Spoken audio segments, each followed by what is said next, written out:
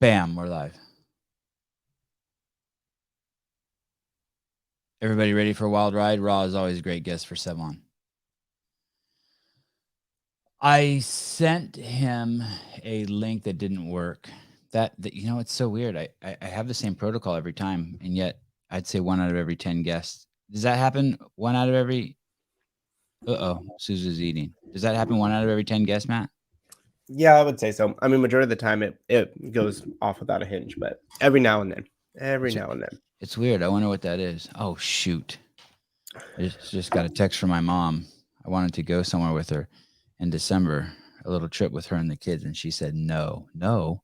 No, I don't know what no means. Oh, yes, Mom. So how I don't know. Should I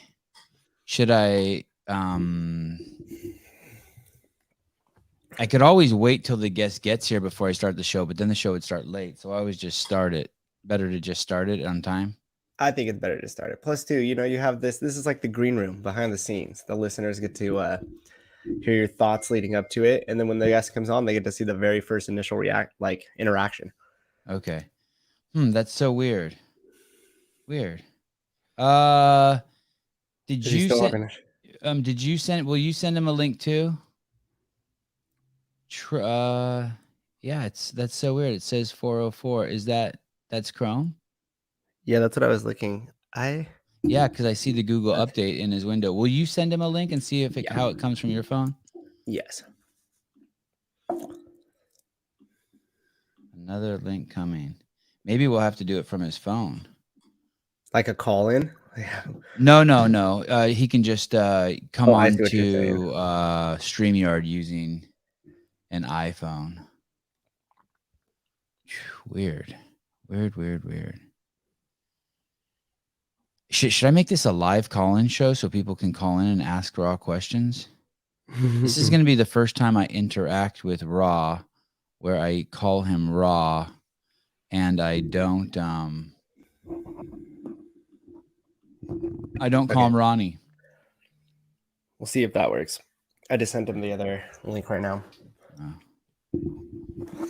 Hey, maybe while we're on here real quick, we could talk about the Real Sevan Podcast Instagram. We'll be putting all our guests in interacting for shows to come on Instagram. So maybe everybody could go follow that. What's it called? I'll type it into my thing right here. The Real Sevan Podcast.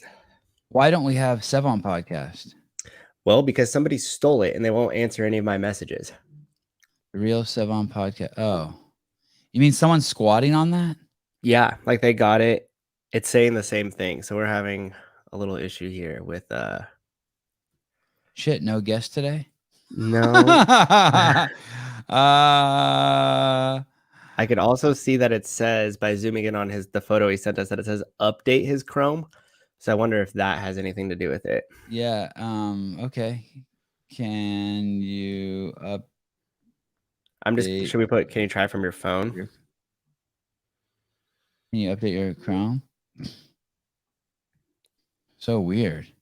Or should I put what if I go back to the login page? Do you think it's our fault or his fault? No, I don't think it's ours, because normally when there's an issue like that, it's just because we maybe sent out the wrong link, or there's just an issue with the first link. This is the first time we've had trouble to where they can't get in at all. Can you leave and go back to the studio and grab a link from there? Do you know what I mean? Yep. Or outside the studio? See, maybe if it'll be different. I'll jump out. Sorry, guys. No one needs to write in the comments, I can't believe it. You're 202 shows in and you haven't fixed these technical problems. Shut the... It's too early to say that word, is it? Is it too early? Sometimes I come to my little podcast area. I wish I could show you guys. I keep working on it and fixing it a little bit more every day. The way I've set it up in here is basically the reason why you see that window with bars behind me. This is my office, and I had those bars put on because I have so much damn camera gear in here. And in front of me is a couch and a little sitting area and a bunch of other microphones in case I ever do try to do this game live with people in studio. Just need another big sponsor, and maybe we can start doing that stuff. Hey, I might have a potential guest that would want to do it in studio. That would be good to have there. Oh, We should test that out before we have a good guest in here. Yeah. Can you say who it is? Yeah. Dr. Asim Mahaldra. Oh, really? Yeah, I saw the email that you sent through, and I contacted him through Instagram, and it got back to me a little bit quicker. And he actually said he'll be traveling in the next week or so, and will be in Santa Cruz, staying in Santa Cruz. No shit. Yeah, and he what said, business does he have here? Who's here? I mean, I know he was friends with Interesting, Greg. right? Yeah. Yeah. Why? By the way, for those of you who are freaked out, like for those someone sent me something someone had written about me about how I spread a lot of false information about COVID and things like that. If you need someone who a lot of people trust, his name is Asim Malhorta. I think he's been kicked off of Instagram. This guy's as legitimate as they come, people. And he was talking about this just like Greg Glassman. He was talking about this stuff long before COVID came. He's basically talking about the importance of health, the immune system. ASEEM. Maybe it's two S's. ASSEEM. Malhorta, M-A, and his last name is Malhorta. Oh, look, Ronnie wrote standby. That's good. That's good news. That's good news. Yeah, early December. He's gonna be in the Bay Area, Santa Cruz area, end of November through mid-January. So he'll be here for over a month, like a month and a half in our area.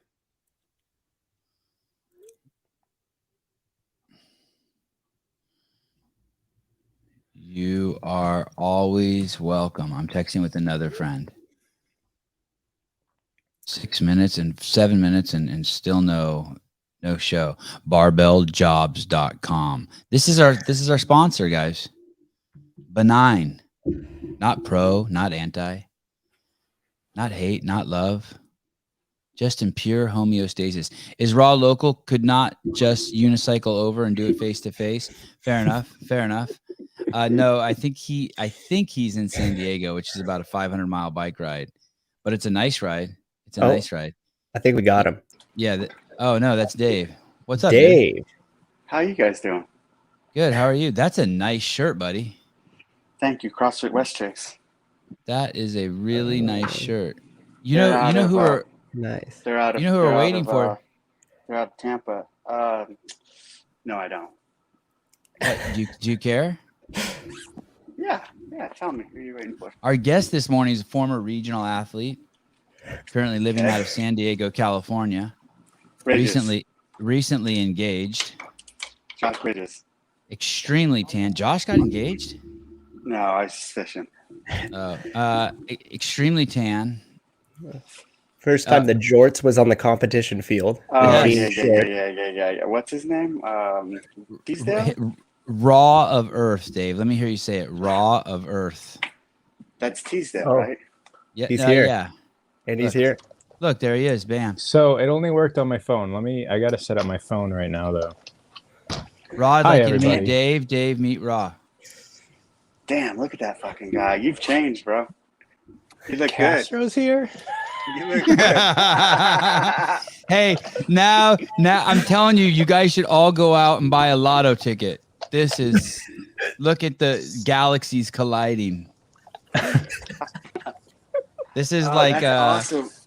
Dave is like Haley's Comet, and he passes Raw's universe once every 62 years. This is another convergence. Oh man, it's good to see you. Yeah. Dave, did you work out this morning already? Did you do some crazy workout already? Yeah, I did a little 2-mile run on a treadmill.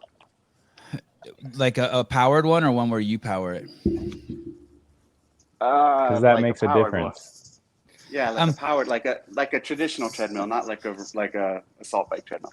I'm at a hotel. Do you do like those other Navy SEALs do? Even though it has power, you get on it and you turn it off, you unplug it and you force it. No, are you a real SEAL like that? I'm not that hardcore now. You got soft. I'll only be with you guys for a few minutes. I don't want to take away from Ronnie's time. If you let your hair grow on your face for 3 years, I think it would look exactly like that's about how you grow your shit in. Right? Yep. How long have you been letting it grow? 4 years. It doesn't grow any longer than this, and it doesn't grow on my cheeks. Yeah, that's amazing. What do you mean it doesn't? What do you mean it doesn't grow any longer than that? I don't understand that. I mean, because there's guys that grow it out for 2 years and they're, down to their shit's nipples. Down here, yeah. What are you talking about? 2 weeks and my shit's longer than that. I got more hair on my neck than you have on your face. Yeah, well, I make it up on the head. Yes, you do. I'm down to my ass on my head. You're all cleaned up, Sevan. I know. I did it at the last minute this morning. I was like, you know what? I'm going to clean up a little bit. But I want to get rid of these gray ones because my kids keep telling me I look like I'm 50. Do you have like one of those quarterback wristbands on? Do you have your plays written down on your? On the inside here, I have questions for Ronnie in case Check I the notes. Check the notes. Caught up on something. Is this one live? Yeah, it's live. Look, do you recognize that water behind Ronnie? That's your old stomping ground, Dave. Is that Carlsbad, Ronnie? Now? I'm in Laguna Beach. There's that's Orange County, right? Or no, that's north. Yeah, it's north. It's a little north of San Diego, but I can see the shipping containers that are all stalled from going into Long Beach out right behind me. Oh, that's cool. It's a little cloudy though. You can validate the conspiracy theory. Good. No, they're really backed up. I'm 50 miles away from Long Beach, and they're right there. Only LA will create traffic in the ocean. I got a question for you, Ronnie. Do you still train? Do you work out? CrossFit? I know you don't do CrossFit, but in general, do you train? No, I'm just doing yoga right now. I'm getting deep into yoga. And so no gym at all. I took a few, and I probably will get back into it. Just want to rebalance out my body a little bit more. I got a question. Do you think you can power clean 225 right now?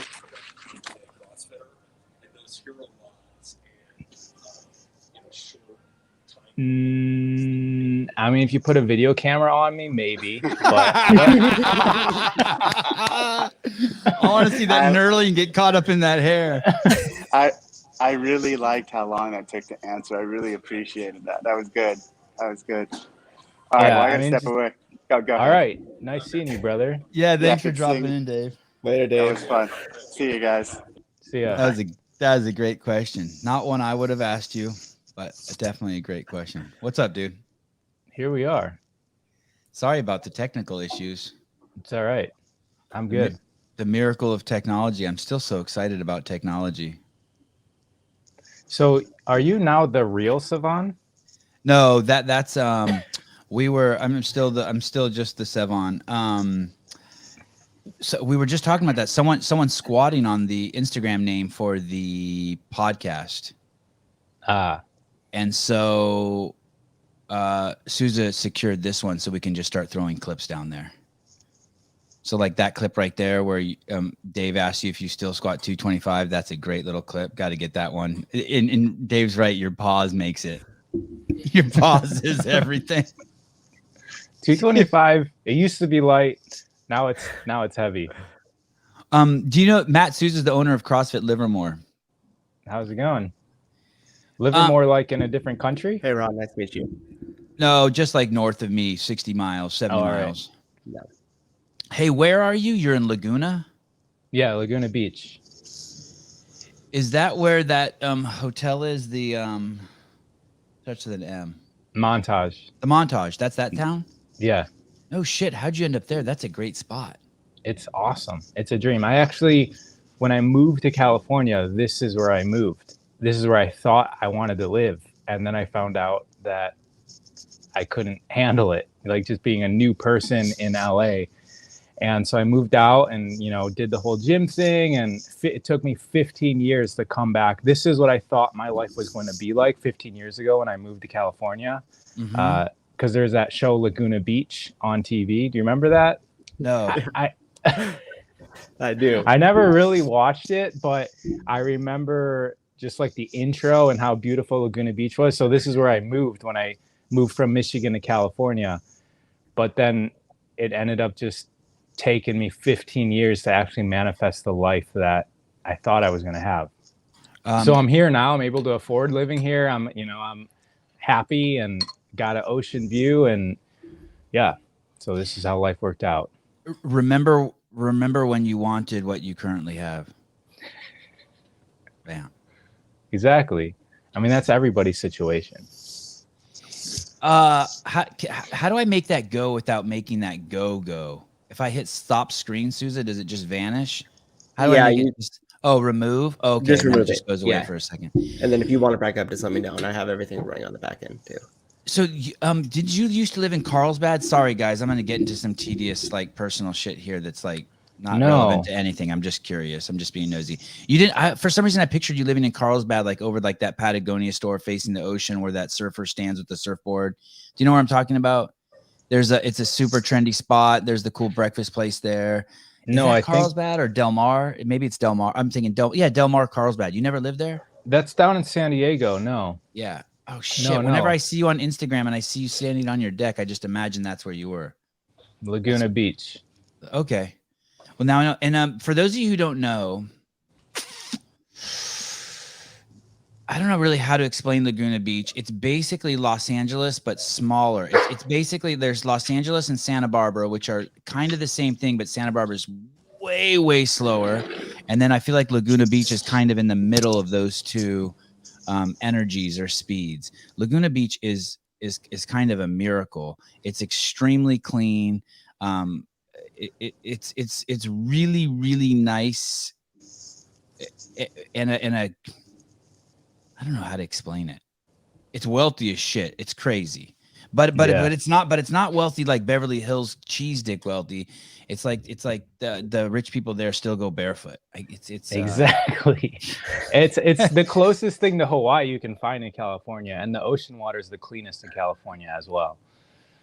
And so and you found a spot that overlooks the water.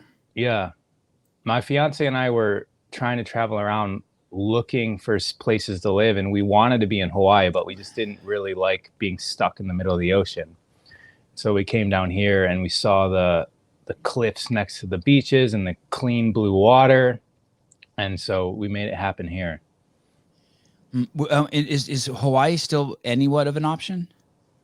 A little bit, but we don't know. My parents live on Hawaii. That's why it's the main option. Oh, I didn't know that. Dude, my wife got all excited when I showed Raw. He's a beautiful man. I got all excited when I saw Raw. He's a beautiful man. Wait, people can watch this live? Yeah, isn't that cool? Wait, so where's the link to watch it live? I can. It's Matt, on YouTube. I'll send it. Can you send it to my Instagram, and then I'll just do a quick story right now? Yeah. Because I have another phone. I'm using my main phone, so the text isn't going to reach this phone. Oh, let me see hold that phone up. Let me see the back of your phone, the camera. You got the new iPhone. Well, I'm on the 13. Like that's what we're on. But this is just the 12 Pro. Your case from the 13 works on the 12, or that's the case for the 12? No. This is a 12 and a 12 case. The 13 case looks almost the same. It's a little bit different specs. So I had that case for my 13 and I ditched it. Well, I'm going to need to change it because I get these two phones confused. Yeah, I've dropped it like 5 times in the first 2 days. Yeah, it's a pointless case. It's so and like slippery. I've even put it on a desk, and then all of a sudden it slips off the desk onto the ground. I'm like, how did this thing fall? You know everything. You know how that happened. I sent you the link for the YouTube via Instagram there, Rob. Thank you, Matt. You're welcome, sir. You guys, there's so much that Raw and I have talked about. First of all, this is the first show I've ever called him Raw. But if you want to, this is really a part 10 or part 3 or whatever. Like, I'm not going to go back and like talk about old stuff. Probably I'm just going to jump in. If you want to hear other stuff, if you feel like stuff's missing or there's stuff out of context, feel free to go back and look at other shows. We've had some really fun conversations. We are, my words, not his. We're sibling-esque. We don't know each other, but we feel very comfortable by each other. We have fun together. Yeah, it's kind of like not that I want to escape reality, but when I hit to hang out with him, it's like an escape from reality. It's I don't know. It's like rekindling with an old friend from elementary school. Do you know how many people? So it's called. So why is that? Do you find it hard to step into the mode that you're talking about nowadays? Hold on. That question probably didn't make sense because I'm in the middle of no, it makes posting. sense. Well, I'll at least I'll make up a way that it makes sense. I'll shove it through my own lens. So the thing is this. People always say, hey, Sevan, why do you interview people the way you do? I love how you don't give a fuck. And they have all of these things. Well, none of that's true. Of course I care. I'm just as insecure and lame as everyone else, blah, blah, blah, all that. The problem is this. There's only one question I really care about. It's kind of, and I'll phrase it two different ways. Where did we come from and where are we going? Where were you before you were born and where do you go after you die? So every question I'm ever asking anyone is me working my way to that question. It's me being fake and angling down to that question. Every question. Anything. Like so what's your Fran time? I'm just being stupid. I'm just scared to ask you what I really want to ask you. I do care. And so what you're hearing, and I'm being a little tongue in cheek. It's also important to climb up the rope and down the rope slowly. There's an art to it. There's a romance to it. It's fun. It's like two snakes that are poisonous trying to mate without accidentally fucking biting each other. I'm trying to stick my avatar and my avatar tail in someone, and they're trying to stick their avatar tail into me, and we're trying to see the miracle of life. And but with you, I know I can expedite that. Do you know what I mean? I don't have to be, I don't have to fool around. I can just be like, so do you think that, I can just start talking about sperm. There's a lot of there. I don't have to dilly dally. Like when you came over to my house, the first thing you and my wife did, even though we've never done this before, is we sit down in the living room and we're quiet for 10 minutes. It's like, conscious breathing. Yeah, no one says anything. Hey, you guys want to sit? Oh, sure. Like I don't do that to I'm close as shit to my mom. I don't do that to my mom. Hey, do you want to just come over? You know what I mean? I love Matt Souza, but when he comes over, I don't do that. When he comes over, it's not like, hey, do you want to sit in the living room? Dude, we don't talk about why we're doing that. We don't know why we're doing it. We just sit in the living room and we're all quiet and we close our eyes or open our eyes and we breathe and then we go on like, hey, you want to eat some macadamia nuts? Let's do it. I mean, there's just things that are just it's a different flow with you. That's why. I don't know if that answered your question because I just made up what I thought you were asking. Yeah. I just want to state really quick that I'm unable to tag you on Instagram. Yeah. I'm a bad boy. Now you know why we started the real Sevan podcast handle. So, this question of where do we come from? I guess it's two. You just said, where did we come from and where are we going? This is crazy stuff, right? This is actually what's important, at least from my perspective. So maybe that's why there's comfort in talking to me about that, because that's all I've been obsessed with my entire life. That's why I went to school for psychology, and that's why I was disappointed in that, and it's why I'm just continuously searching through mystics, through ancient texts, through my own experience on what this all means. And seemingly it I can't really, there is no answer, right? There is no answer on what this all is. It seems to be, it is what we make it. And that's all I can really come up with. I mean, when I was super big into CrossFit, that's what I was doing. That's all that mattered to me. That's what I woke up for every single day. And when I was a kid, I didn't, it was the same thing. I just woke up and whatever mattered to me. And it's interesting. It's really interesting. And when you look at experiments, scientific experiments, they're finding that cause and effect. I'm going way off tangent, but our concept of reality and how things happen. So what I'm geeking out about now is that cause and effect may not be a thing, right? So if we're looking at A, B, C, D, E, F, and we're thinking that A, B, C causes D, right? And so then we're looking at, well, what if we manipulate A? Is it going to, change B, C to equal a different D? And we're looking at on what we think causes an effect, might not be the real thing, right? There might be something that causes the entire sequence before A even appears. And then that's the question, is like, what is really causing reality? Is it the things in our reality that cause a sequence of events, or is there something else that we can tap into that controls the sequence of events in our life? Before you said the word control, I was going to say maybe the word is destiny, but I guess if you can control it, maybe it's not destiny. Yeah. So, and by destiny, I mean our story is written. The story is already written.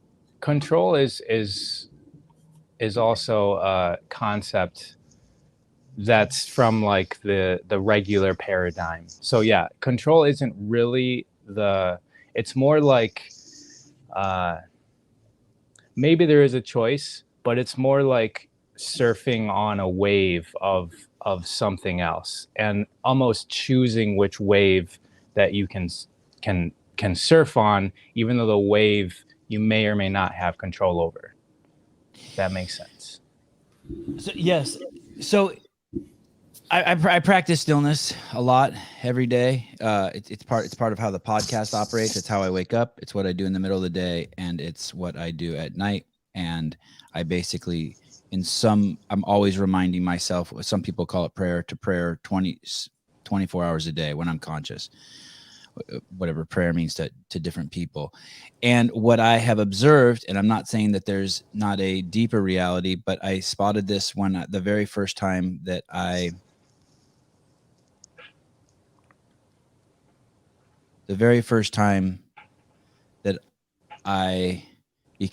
that my awareness became of awareness, in that state, or as deep as I've gone, I realized there's no such thing as will outside of doing no thing. That the will is an illusion outside of doing nothing. No thing. Just the only will that you can impose on yourself, or the only choice you have, is to stay perfectly still, and cultivate awareness and become awareness, that, or jump into the story. Those are the only two options from what I can see. And so so one of them is stillness, and I think most people sort of can conceptualize what that is. But just to give you like a really objective thing for a superficial aspect, imagine just lying down and just denying everything. I have to go to the bathroom. That started with an I statement. That can't be real. I'm hungry. Deny that. I have an itch on my forehead. Deny that. Not deny. Watch that. Observe that. Let yourself completely go. Pursue death in stillness. That's how I actually got there. I was pursuing death and stillness. I told myself that I was going to stay perfectly still until I died. And I got this idea from a mathematician named P.D. Ouspensky. He's a Russian mathematician, and he hung out with Madame Blavatsky and that crew. And then eventually they introduced their most famous character to the world, who was Krishnamurti. And if you guys haven't read Krishnamurti's biography by Mary Lutens, you should. An amazing story about a lovely man. He was friends with everyone from Charlie Chaplin to Bruce Lee to Khalil Gibran. People who saw him were blown away by him. Anyway, but Ouspensky says we're nothing but a bunch of I statements. Deny those I statements, and they'll all, and like iron filings, they'll all melt into one and become one I. Okay, so that's that on that. But what does choice look like? And the best example I've ever seen is that Terminator movie. That's all we have, but we lie to ourselves thinking that we have will and we're actually doing it, but we're not. In that Terminator movie, the Terminator comes up against someone, and these 5 options pop up, like, excuse me, how are you, shoot them, or say fuck you, asshole. And Arnold chooses fuck you, asshole. He goes, fuck you, asshole. Do you remember that scene in that movie? By any chance, Ra? I can imagine it, even if it's made up. Yeah. So yeah, just like that. So it just pops in his, it's made up. So it just pops in his head. But the thing with humans is the Terminator sees all 5 choices at once. And as humans, we don't have 5 choices at once. They pop up one at a time. We're not as cool as the Terminator. So I'm sitting here. And it's like, should I breathe through my nose, or should I be uncomfortable during the silence and talk? Those are like, those popped up in that order. I chose to talk, and they're just popping up. And everyone that you can let go by, it's the same. And here's another example. Someone flips you off on the freeway who's driving by you. Your instinct would be to flip them off. And if I ask you, why'd you do that? You're like, because I wanted to. Nah, you didn't want to. That was the first choice that came to you. If you take a deep breath, I promise you, it's so funny what the next one is. You know what the next one is? To wave to them or blow them a kiss. I like the blow the kiss one. Yeah, but you have to wait for this one to go away. You have to wait. You just and so you have to be like a man. You have to be just super conscious as the choices and not just grab the first one. And that's sort of how I feel. That's my level of consciousness is that's where I'm at. But to do that, you have to realize that you are not. I don't know, when I'm in that space, I cannot tell you what I am. I only describe it as I'm aware. I'm awareness that has become aware of awareness. I'm neither my thoughts or my body. It's this weird. It's this place that I've cultivated through one for by attempting to die, and two, then my wife giving me a practice to cultivate it. If you don't cultivate it, you'll lose it. Not you lose it like it's gone forever, but you won't. You'll just become unconscious again, and the choices will just choose you. And Does that make sense? Was that excellent? Yeah. Yes. And I like how you're saying this is where your level of awareness is, because you're comprehending that how you're viewing yourself and your experience right now is also a stage.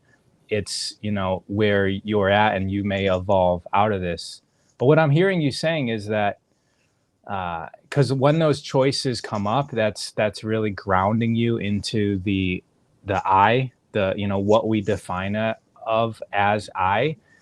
But then even our boundaries start to dissolve, right? I mean, babies, we learn in psychology, I don't know if this is true or not, but babies don't really have a concept when they're born of being separate from reality. They're kind of just this consciousness that's experiencing reality, not really understanding that it has a body yet, right? It learns that it has a body, and that's where, like, when they're two, the terrible twos, where they realize they have a hand, and they start using it and realizing that they can throw stuff off the shelf and slap things. And there's a way that we can reverse into that. And that's where we can really attain a lot of our godliness, when we release the urge to react to reality as an individual and decide that we are going to be reality in its totality.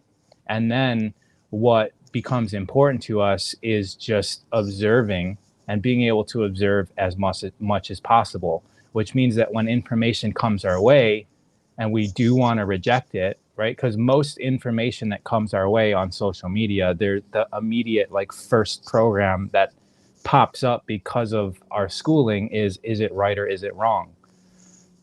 And this also is a function of us being species on Earth. This yes, no, right, wrong duality thing it's biological. So even though I just said it has to do with school, but it's also biology.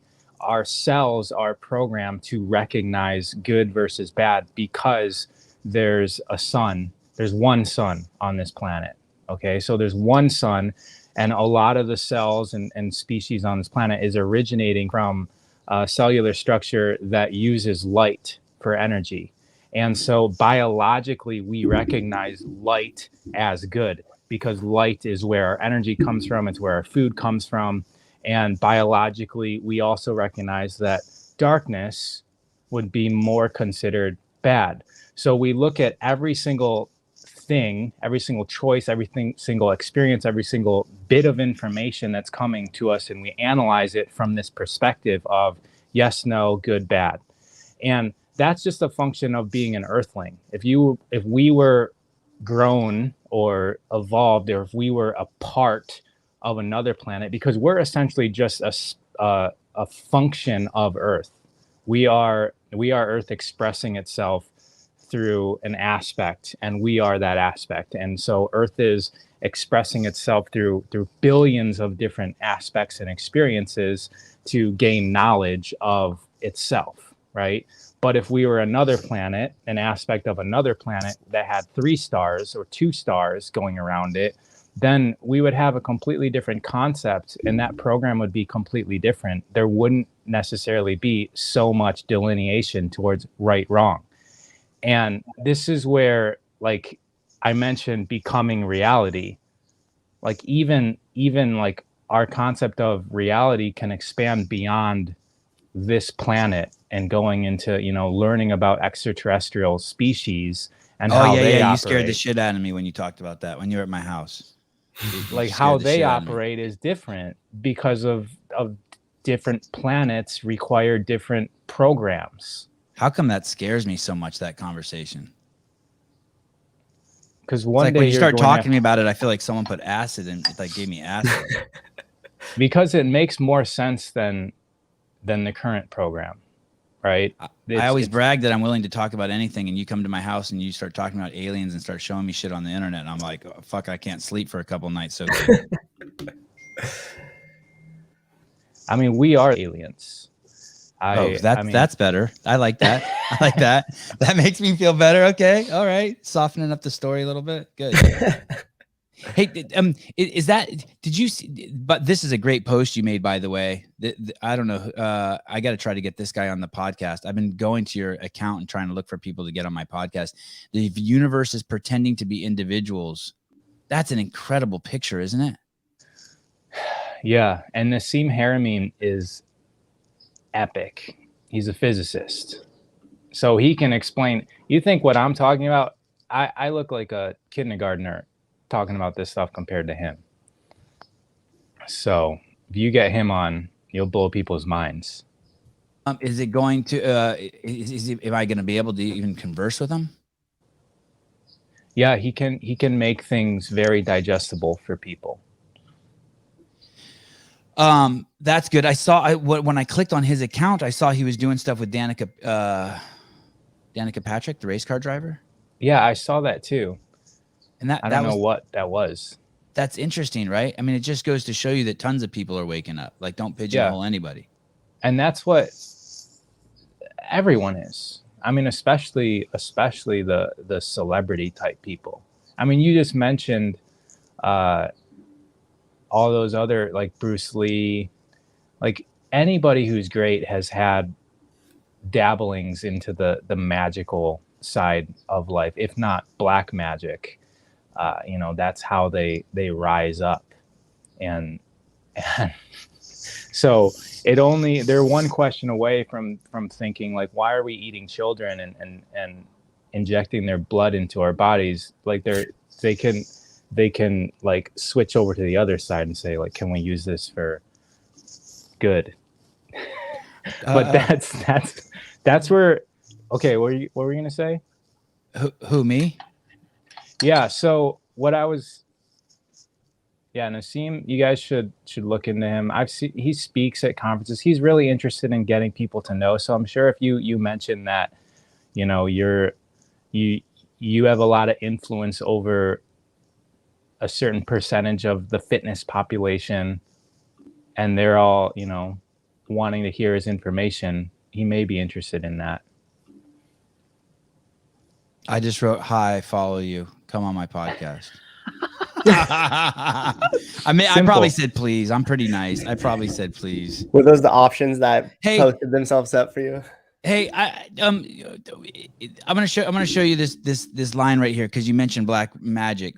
This girl, Christy A. I'm assuming it's a girl, like someone who has a vagina, and she wrote, "Is rape equal to getting vaccinated?" And what she is referencing is I made a metaphor the other day, a simile, where I basically talked about the coercion of getting people the injection by taking their jobs away. By I don't know. Recently in California, they said if you send your kids to school, you are on the days that injections are happening. That's you giving authority to the state to do. I forget what the word they use, surgical procedure on them. They use some crazy word. It happened yesterday at San Joaquin Valley Unified School District said that in a post that they made. And so I was basically showing that like, hey, this is equivalent to or tantamount to rape. So she writes that in here, and the reason why I get to black magic is rape equal to getting vaccinated. So so she's taken what I've said and twisted it extremely. But so is rape, and by rape, I think Christy means, and I'm making this up, forcing a penis into an unwilling vagina. I think that's the concept of rape that she's trying to push. She should just say what she means. She should type out the whole thing, and then to getting vaccinated. And now you're lying, because I never said it like that. I talked about forced injection of drugs. And yes, those are equal. I would rather be forced. No, they're not equal. I would actually rather be raped than forced to have what's something that kills rats? What's strychnine pumped and injected into my body. That way I could live to fight another day. So no, they are not equal. And I didn't say they were equal. I was drawing a simile of what was happening to society. So when people write that, is that black magic right there? Is that what you mean by black magic? What is black magic, Ronnie? When I see stuff like that, I'm just like so taking something I've said and completely spinning it out of context. Not even spinning out of context, just lying about it. Yeah, I mean, magic basically means that you are imposing your will into reality. You're able to control reality. And then black magic would be at the detriment of others. Oh, so right? That is black magic. She was imposing her will at the detriment of others by lying, by confusing what I was saying. I was trying to draw an illustration of how bad it is to force injections onto people. And instead, she is imposing her will and twisting my words in order to make it seem like something else. Yeah, this gets, from my perspective, this gets a little... Is cancel culture black magic? Interesting. Because if you're looking at it from a perspective of, which a lot of black magicians do, they don't really believe in wrong or false or shouldn't do.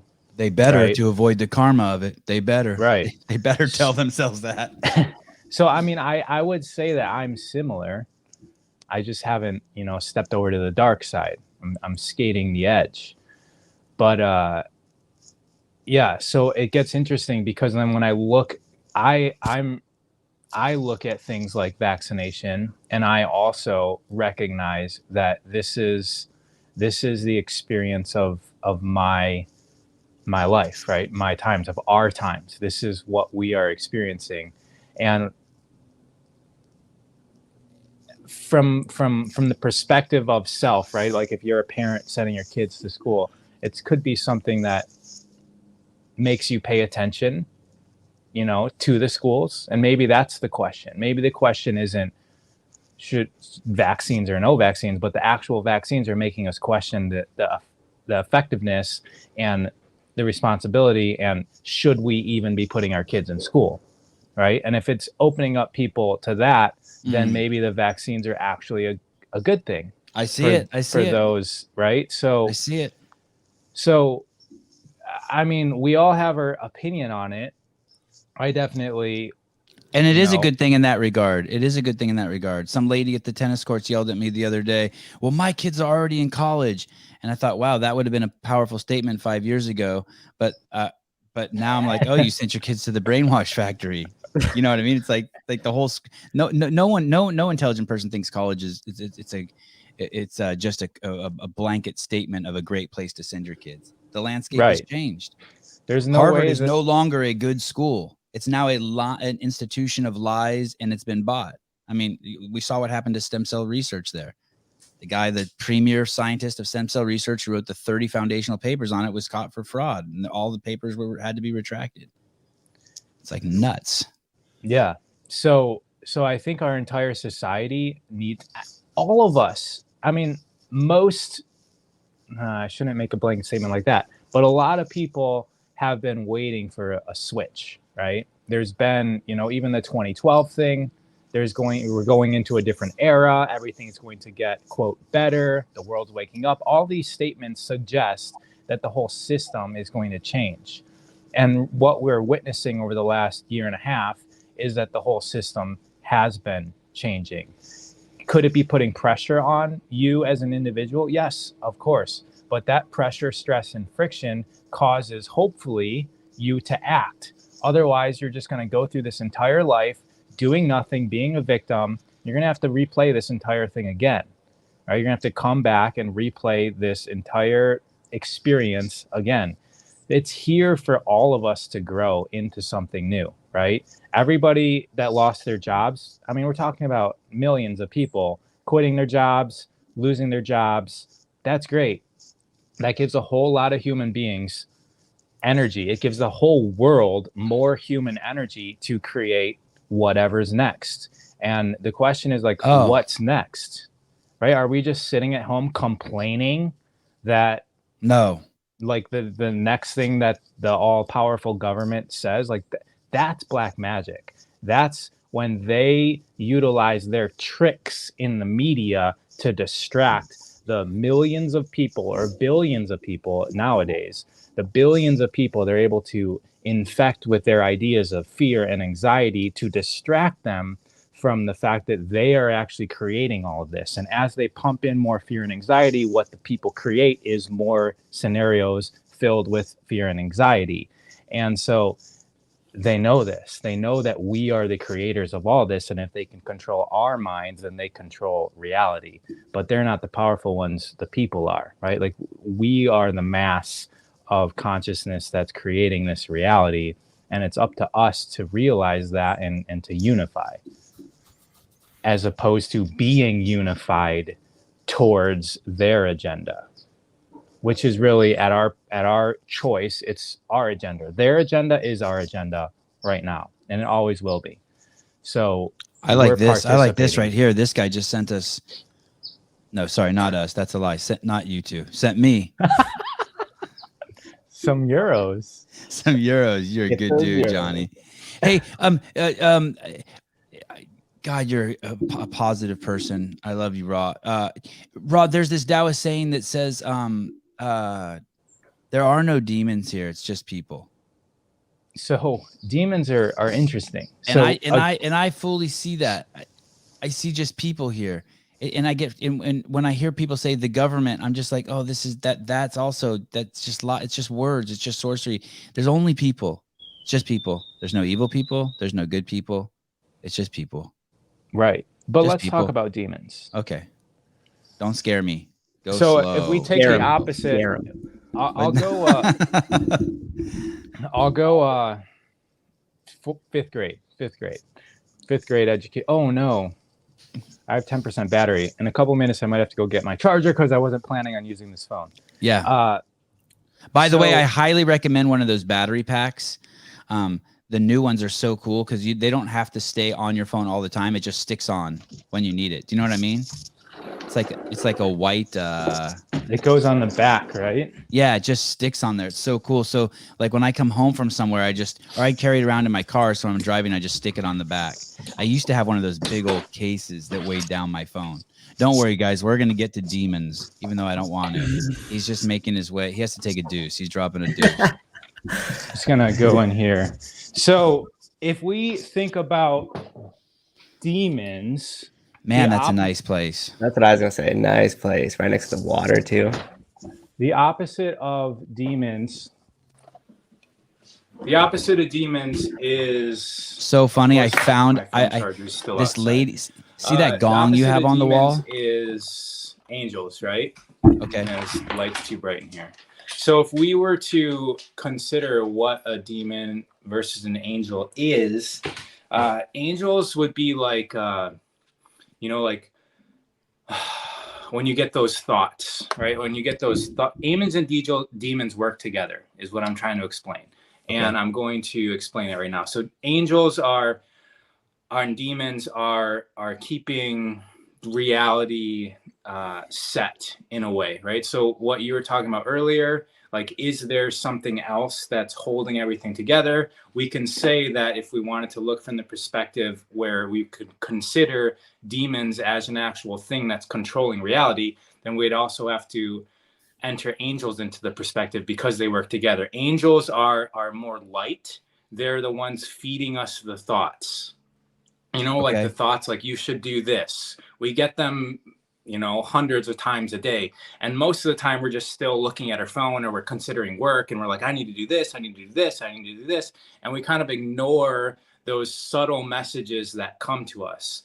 So when we do that, and the angels need something to happen for us, and we don't listen because we're too on track with what we're doing, then they go over to the demons, which are from the dark and actually have impact on matter. So demons are more dense, right? And they have impact on matter. And so the angel will have to come over to the demon to say like, hey, this person's supposed to be on this track, but they're so, focused on this track. What can we do to get them to change directions? And the demon says, all right, I'll create an experience. I'll create an experience in physical matter that gets them to change. And then that's when like an accident happens. Right? Is that Job in the Bible? Do you know that story, Job? Accidents and the things that we would consider caused by demons actually put us on a different trajectory that we would have went on if we were just listening to our higher selves to begin with. So they just get a bad rap because the bad things that happen to us are looked at as painful, and there's a lot of struggle, but it's just part of our experience. I really like that. Can you hear me? Sevan, are you muted? No, I don't think so. Can you hear me, Matt? Yeah, I was muted that whole time. No, you're not muted. Oh, I get it. I had my headphones on, but because I was going to charge my phone, I took them out. Yeah, you should keep them out. That way, when I interrupt you, you just keep talking. I like that. That's what all my guests. That's what all my guests should do. Listen, here's the trick, motherfuckers. I really like that story. That's a great way of looking at it. It reminds me of there's a story of Job. And I apologize for any of you bibliophiles who, if I'm going to ruin this, but the story of Job is basically, God and the devil are basically making a bet on whether they can sway a guy's faith. But if you were to tell me that story that you said first, and then I were to read Job, I would see it in a totally different light. But here's the statement. Here's the Stephen Mitchell translation from the Tao.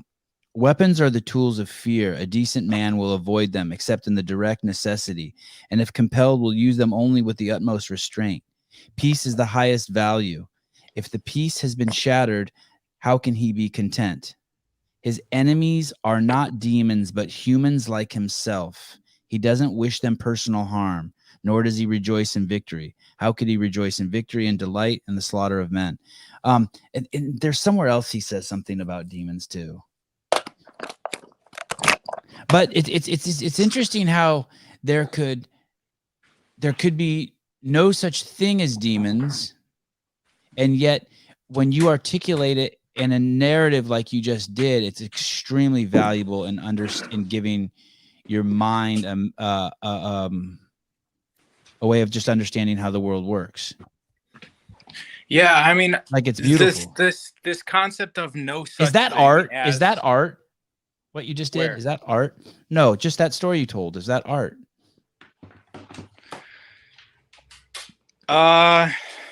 No, it's experience. It's that comes from somebody, Matthias de Stefano, who can remember his past lives on other planets, and they're really not past, right? They're lives that are currently happening, but we remember them as past. But he can remember past lives that he's had on as an Atlantean, living in what we call as Egypt. He has access to lives on other planets where they know these things. So this is all information that's accessible to everybody. There's people that talk about lifetimes on other planets, and before you're like, well, that can't be true, it's just a story, it's made up, until you listen to them and you're like, this actually resonates more true than anything I've ever learned in my entire life. And so then it's up to us to make that decision if it's really true or not. And for me, all that matters is what can I integrate from it? So I'm not really concerned on true versus false, because even that's just a context, right? So the same thing with the demon thing. Are there demons? Are there not demons? Well, that doesn't matter. Like what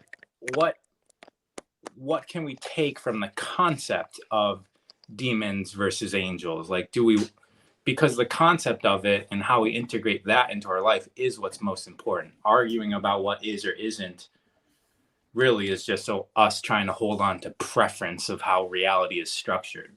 Yeah. So we all learn through stories, right? Yeah. I guess that's what I call art. Yeah. Yeah. We all learn through stories. It's like whether it's a fiction story or a nonfiction story doesn't really matter to me. So that's the great thing about being me, is I don't have to filter whether things are true or not. And I'm open to discuss and open to listen to everybody and everything. And I think a lot of people would gain if they would just pretend that things are true. I wonder why more people aren't open to. I guess I wonder why more people aren't open to just listening. Are you open to? I mean, we have to do practices like you just did, right? Like the practice, like you said, of dying. Just going into the stillness of dying. We really have to go in the extreme with ourselves. Like, think about the things that you absolutely hate and absolutely think are false, like, let's say, vaccines. And you would have to challenge yourself and start thinking, well, how is this good for me? And then that's how you practice this. And then when somebody comes into your reality talking about knowing about past lives on a different planet, then it makes it a little bit easier to make that jump. We're in this that was really good. We're in this world where people keep thinking that doing something is the way to fix something. And I don't know if it comes with age or wisdom, but it's actually the opposite. Throwing shit away and get rid of stuff is actually the pathway to making more permanent change that is more valuable. So what do I mean by that? Skipping a meal, not making a purchase, throwing something away out of your house, not defending what you're saying just because, I'm just keeping it real. By just letting things pass, letting things go, freeing things up. Don't ever, everything you put into your Amazon cart, force yourself to wait 48 hours before you pull the trigger on it. The true power is not the true power isn't adding the vaccine to your body. The true power is not eating the sugar today that you ate yesterday. It's reduction. Reduction is where all the power, all the wisdom, all the happiness resides. It isn't the other way. It isn't. And what happens if? And I don't mean to say I'm not open to it, because I am open to it, and I'm not saying that I don't do it. I had a piece of candy when I threw my kids' candy away for Halloween. I pulled one of those little Snickers out of the trash and ate it. I ain't hating. Devil you. I ain't hating. And you know what's crazy is I got a little zit like on my waist, right? Like 2 days after or a day after I ate it. It's to me crazy. Immediately. When I eat that fake sugar, I get pimples.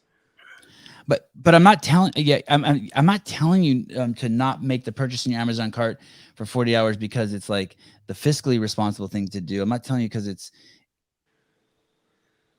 shit. I'm sharing this with you because that's where the happiness is. That's the direction you really want to go. Is through the not doing the stuff. That's where like all the power is. That's where the experience of self is. Yes. Everything else is a distraction. Yes.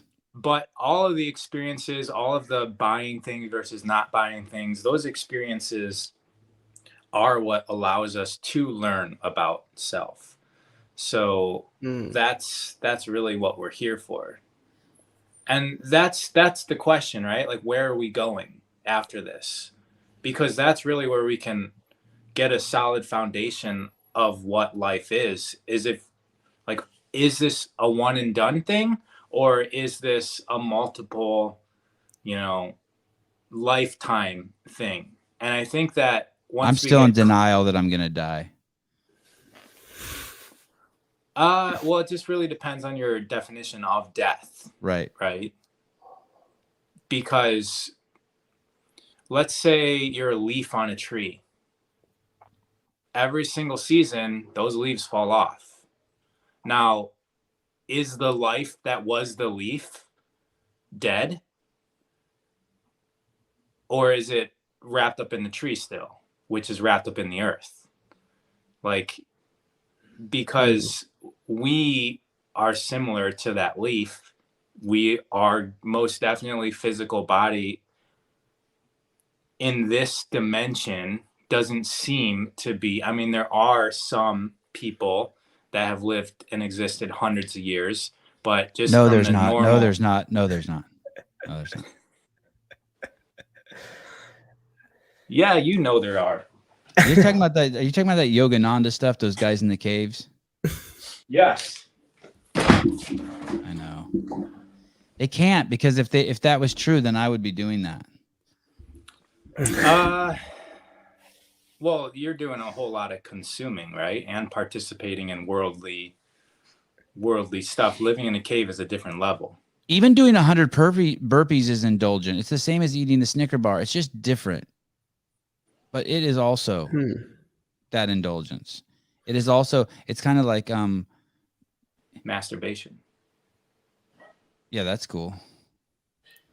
I would say masturbation. I would if I had to if someone asked me, Sevan, I'm going to do something bad today, should I eat a Snicker bar or jerk off? I'd be like, jerk off. I mean, maybe I'm wrong too. Why that choice? I'm totally open to being wrong. Why that one though? Less poison in the body. I just think that and that's why I think it's different levels of indulgence. There's Raw explained it really well right now. He was talking about basically experiential, but you have to go that other way to get the experiences. But I think that you want to try to mitigate the damage you do to the vessel in your experiences. And I don't think that there's a ton of value in eating a Snicker bar. And I do think that there's a ton of value. I think there is a ton of value in masturbating and doing 100 burpees. And the only value in eating a Snicker bar is that you learn not to do it, that it's bad for you. I don't think that there's, I don't know of another one. I'm open to it though.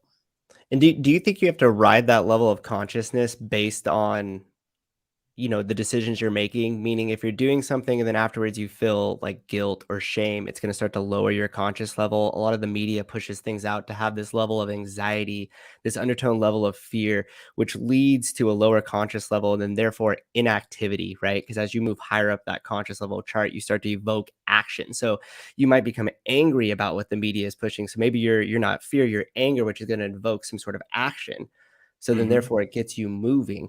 But it seems as if we're almost just on this constant fight, including with our politicians, our media, the systemic system in which we live in is constantly trying to suppress the conscious level to an inactivity. And that's kind of the overriding almost theme of everything you guys were talking about. Rod, would you agree with that? Or where do you feel as far as the conscious level rising and falling? Well, it depends on where, everyone's at a different state of being, right?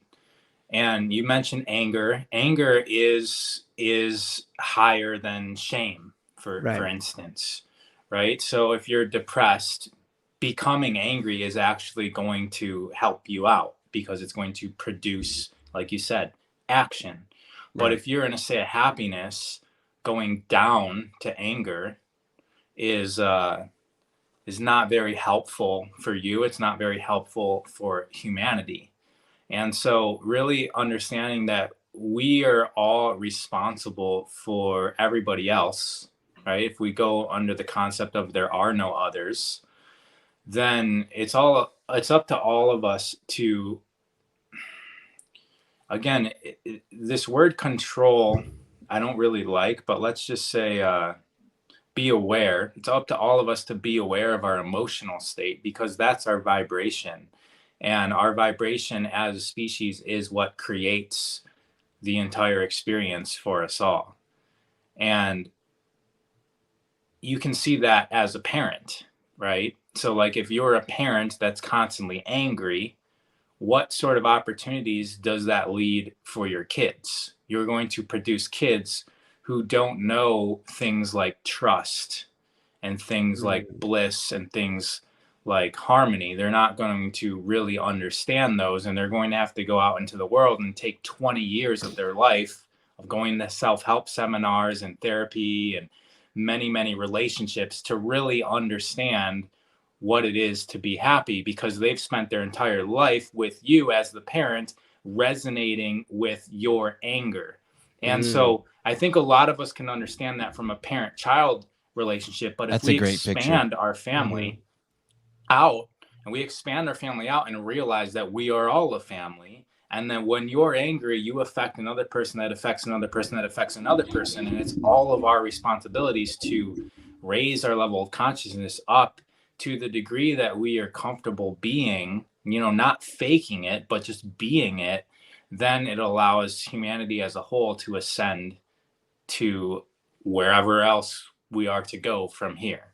Yeah, I like that analogy of starting with the family. Then you could see how that works within that dynamic, but then how you grew it to the parallel of like the rest of the people on the earth. That was good. That was it's a mind-blowing moment there. That's why I like podcasts. That's why I like conversations. Yeah. You think about things, like even me, I've never said that before. Yeah, no, that was a really good analogy. And the other thing, you started this out and the podcast out and you were saying, if I do A and then I get B, then I get C, but was I even the catalyst from A to begin with, right? It almost links back to those thoughts that you were saying of light versus dark, you know, these thoughts that originate in our head, like where do they come from? If I am not in control of them and they're just coming into my mind, and I choose to act on some others I don't choose to act on, it's interesting the path that leads you down.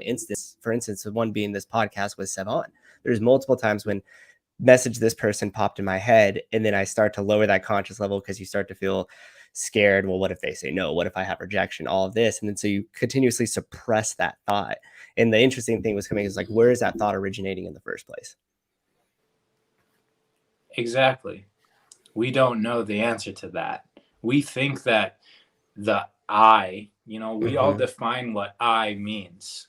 And a lot of us feel that it's like somewhere in between our ears, right? Like that's what makes us up. So anything in our experience comes from somewhere in here. But I don't know. I mean, when you start looking at DNA, I mean, that looks like more of an antenna. And when you start looking at like, we're definitely antennas. When you start like looking at like heart replacements, like when somebody needs a new heart and somebody dies and they take a heart out of one person, they put it into another person, and then the new person, you know, like somehow has all of the memories of the old person. Yep. And that should happen. There's documentation of that. People claim that. Yeah. There's been murder cases solved because a child gets murdered. Yeah. Their heart gets put into somebody else. The new person can then retell the story of how the murder happened. Yep. And then the cases have been solved this way. Holy shit. You remember that? I forget the name of the guy, but he was on Joe shit. Rogan's podcast, and he would always say, "It's still your motherfucking set." That's you know what I'm talking about? Fletcher. Yes. Fletcher. Yes, TJ Fletcher, I think it is. And he got a heart transplant. And he was saying exactly what you were saying, which he didn't know why, but he had this feeling that it was from a woman. And they were like, you know, a caregiver in their life and stuff like that. And he could like feel it within him, but he couldn't describe it. And then later on, when he got the information about where the heart and everything came from, it turned out that it was a woman and all this. Yeah, it was nuts. But I have, CT Fletcher. Thank you, Ross Lewis. But yeah, I know exactly. I've heard those stories and it is a trip.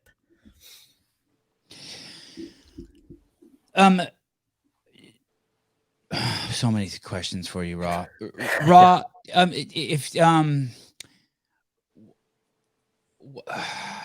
I hate to do this to you.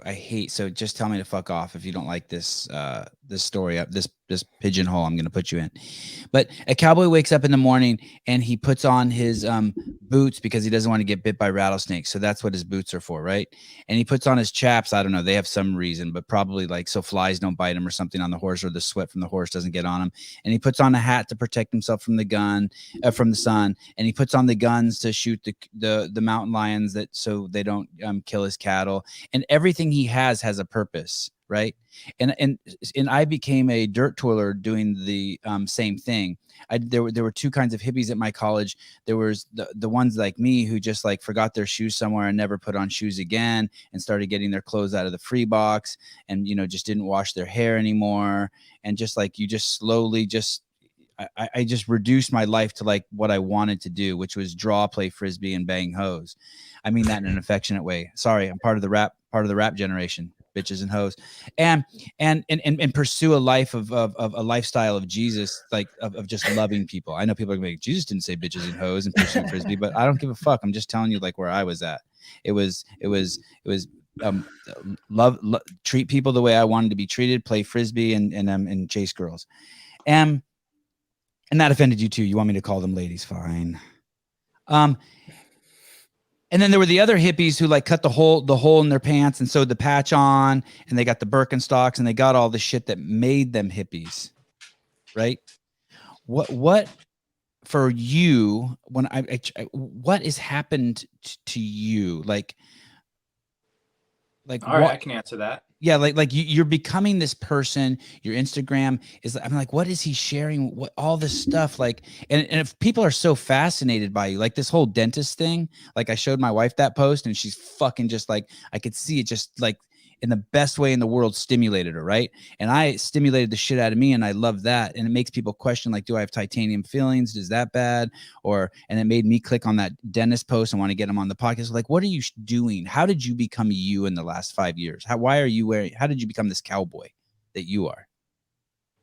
Well, and are you faking it? Like, I don't think you're faking it. Like, it's just like, this is just happening to you, right? Because of just things you're subtracting or adding to your life. Or is this a show? Or both? It's all a show. Right. We're all the star of our own movie.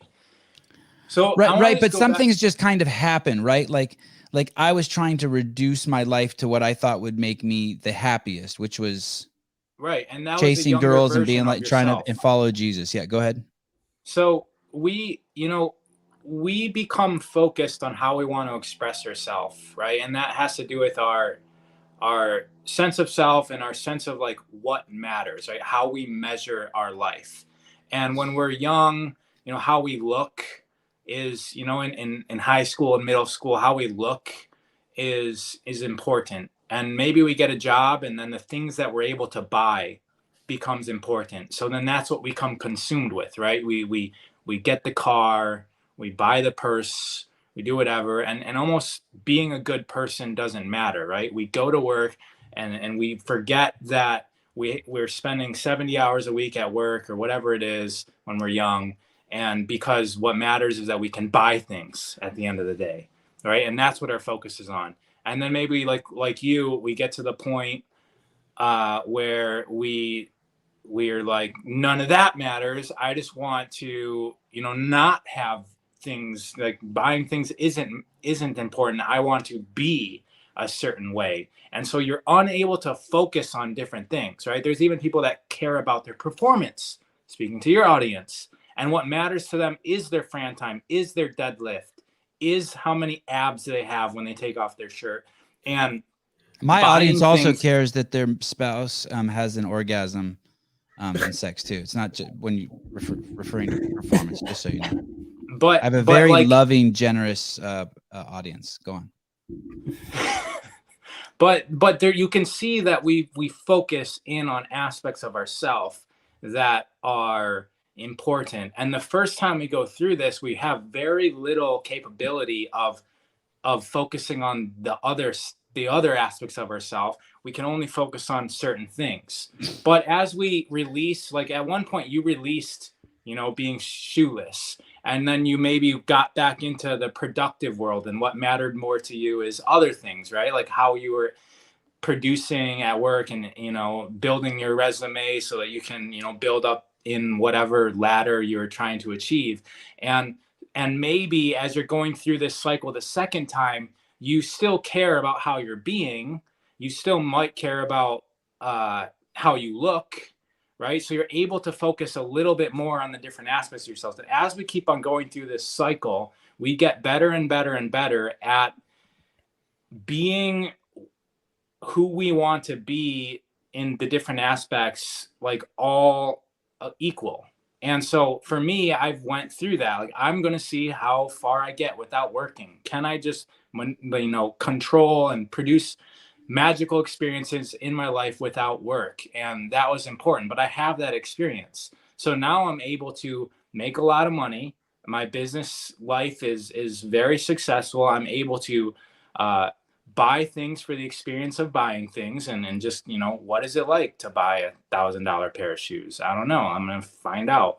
I'm able to do that stuff. And I'm also able to still have the integrity of being the same integrity that I developed when I wasn't working, when I didn't have money, when I was able to focus on treating others as self.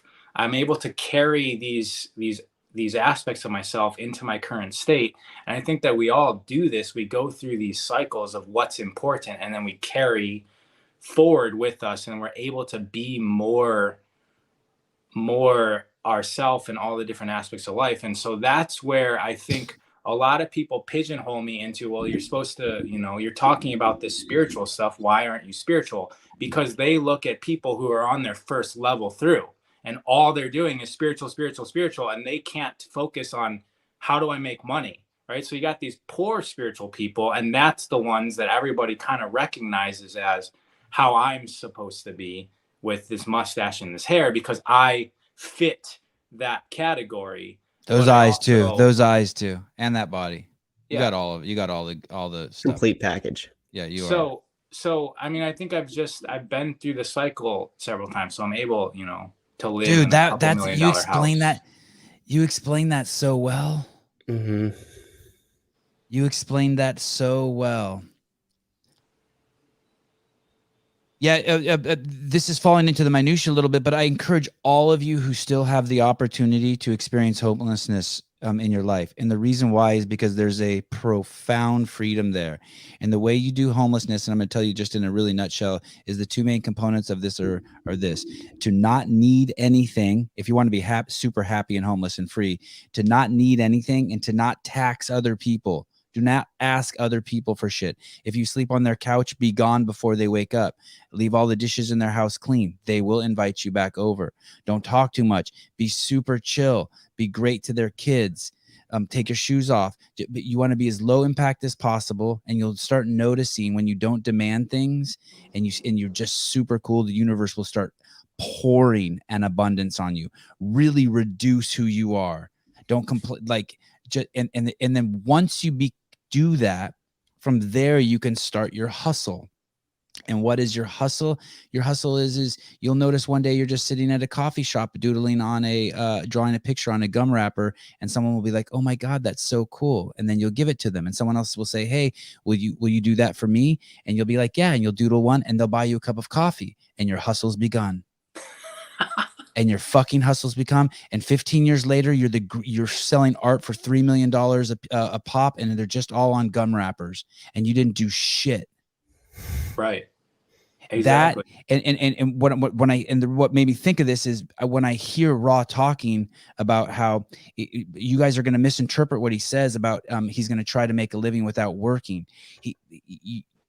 I know what he's saying, because I'm doing the exact same thing. Once you are realized that the universe is going to catch you and take care of you, as long as you don't tax the system, you can't play the victim mindset. You can't tax the system. You have to contribute. You have to be a good person, and the system will start to catch you. I know the good person and tax system. I would love to be more, I would love to be more articulate on that and not be so superficial and use conceptual ideas, but I think you're kind of getting it. I think we've touched on it. But if you don't experience the first time you're homeless and the first time you surrender to all that, it's scary. Yeah, you're like, where am I going to eat? Where am I going to sleep? What am I going to do? But it's really not that scary. It's not like fucking being homeless in fucking Africa.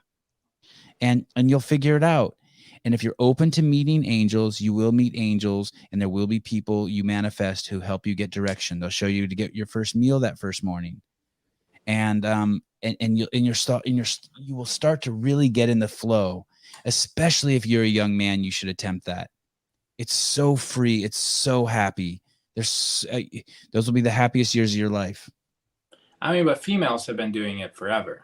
Yeah, sure. I just don't know. I don't want to. Yeah, go ahead. Sorry. No, it says, am I thinking that someone just said, am I wrong in thinking homelessness is much more risky for women than men? Listen, homelessness doesn't mean you don't have a place to sleep. like women have been not working and also having many places to sleep.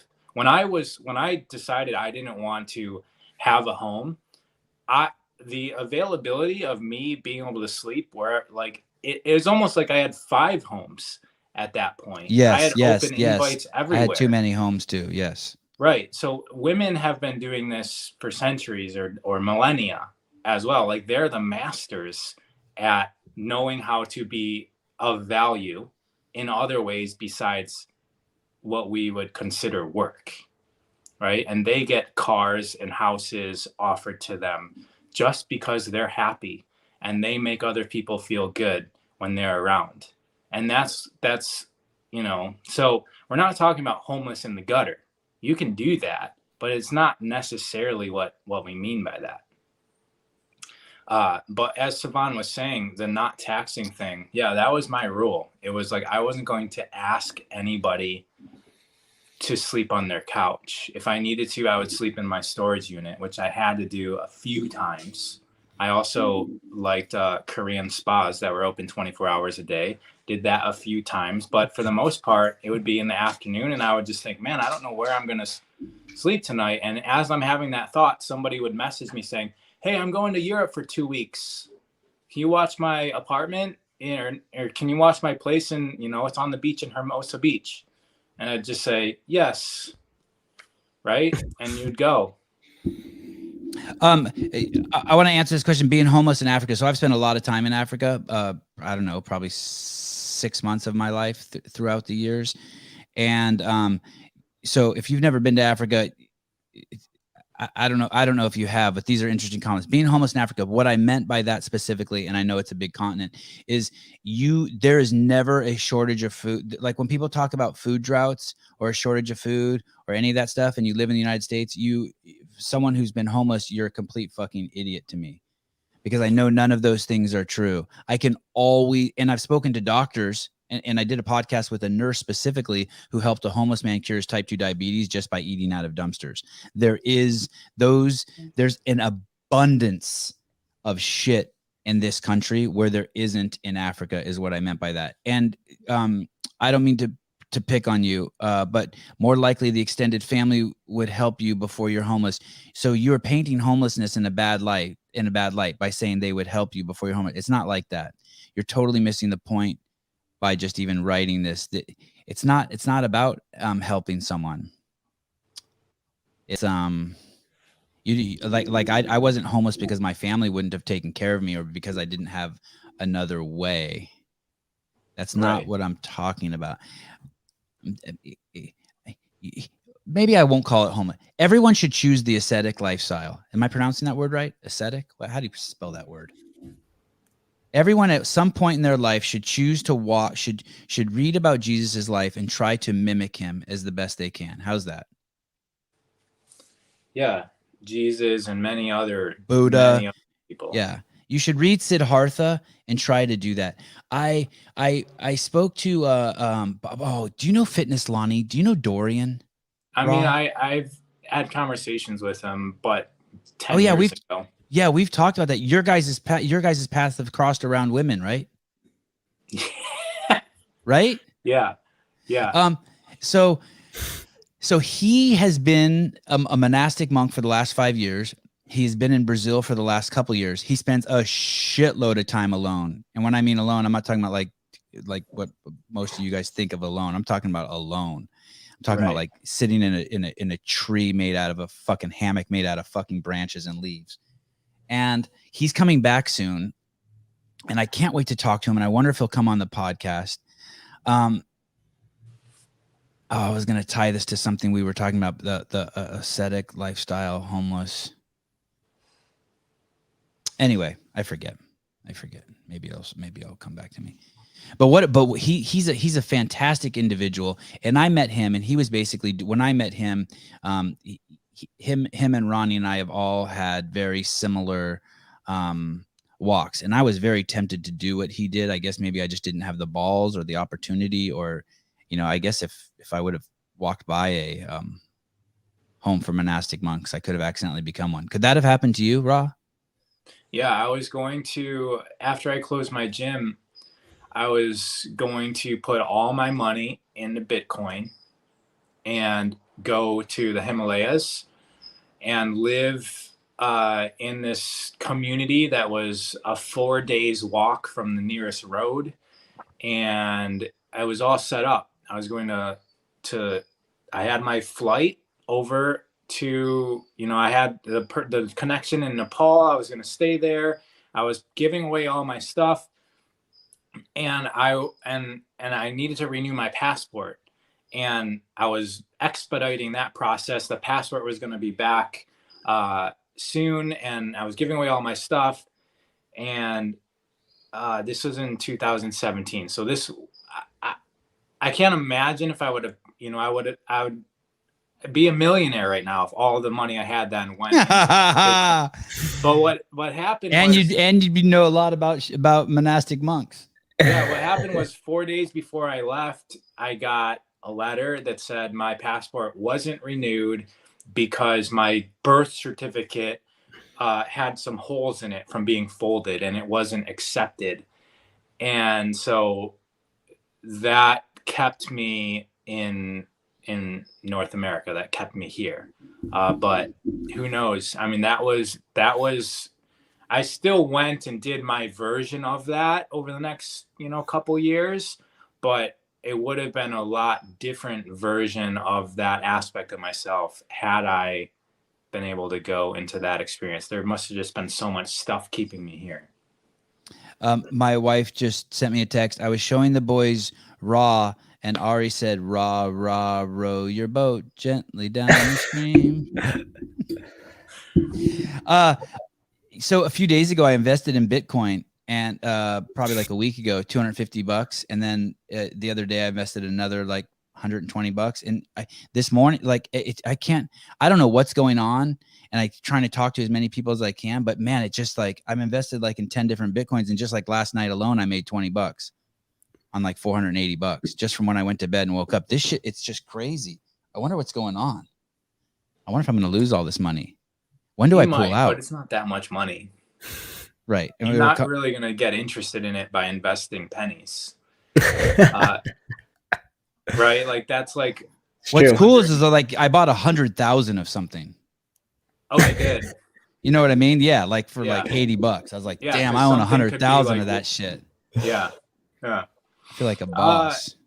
I mean, yeah.